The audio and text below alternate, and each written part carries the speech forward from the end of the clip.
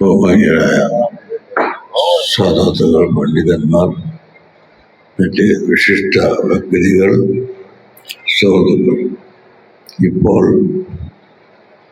മഗ്‌രിബ് നമസ്കാരത്തിന്റെ സമയം നടക്കാൻ പോകുന്നു എന്നാണ് കേൾക്കുന്നത്.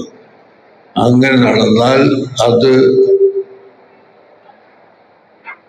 ആ രണ്ട് രാഷ്ട്രം തമ്മിലല്ല, ഇവിടെയുള്ള എല്ലാ രാഷ്ട്രങ്ങളും അതിൽ ഭാഗവാക്കാകേണ്ടി വരും.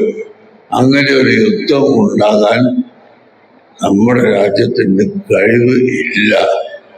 അതുകൊണ്ട് ആ യുദ്ധം ഇല്ലാത്തൊരു തീരുമാനത്തിലെത്താൻ നമ്മുടെ ഇന്ത്യ രാജ്യം ഉത്സാഹിക്കണം.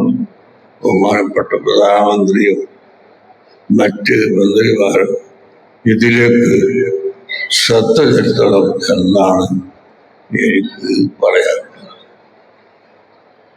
ഖത്തറിൽ താമസിക്കുന്ന അമേരിക്കക്കാരുടെ ഭാഗത്താണ് ഈയിടെ മാസങ്ങൾക്ക് മുമ്പ് ബോംബ് വീണത്. എന്നാൽ അതുപോലെ അമേരിക്കയുടെ സൈനികർ താമസിക്കുന്ന താവളം ദുബായിൽ ഉണ്ട്, അബുദാബിയിലുണ്ട്, ഖത്തറിലുണ്ട്, കുവൈത്തിലുണ്ട്, ഒമാനിലുണ്ട്, എല്ലാ സ്ഥലത്തും ഉണ്ട്. ഇവരെല്ലാം ഉള്ള സ്ഥലങ്ങളിൽ കൊണ്ടുപോയി ബോംബ് ഇടുന്ന പക്ഷം ആ രാജ്യങ്ങളിൽ സംസ്കാരത്തിന് വേണ്ടി സമയമായതുകൊണ്ട് എൻ്റെ പ്രസംഗം നിർത്തിവെക്കും.